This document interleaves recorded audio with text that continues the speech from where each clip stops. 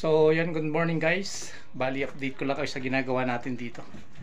Bali, nahukay ko na to guys. Ayan, tanggal ko na yung lupa rito. Ayan. So, tatanggalin na lang natin yung lupa rito.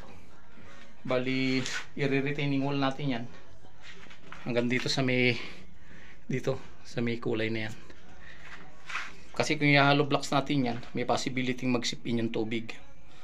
Kasi hindi natin mapapalitahan yung kabilang side nya. So ang gagawin natin, i-retaining wall natin yan para mas matibay in case man na may tubig o hindi siya mag-sip in, para safety. Kasi magiging kwarto to nung anak kong panganay, silang mag-ina. So hindi ko pa tinanggal to kasi dito ko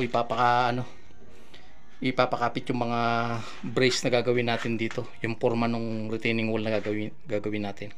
So pag nabuhusan na natin, pwede na nating tanggalin tong divider na to. So yan guys, yan yung update natin, yan yung pinagbag na natin design dito. So bali mangyayari niya, magdadrop tayo dito sa ilalim ng biga na yan, magiging kisame na yan.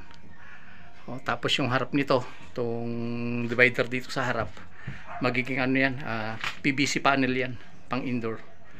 So yan guys, update ko na lang kayo sa susunod nating yung development nito. So yan guys, maraming salamat. Good morning sa inyong lahat. Ingat po lagi.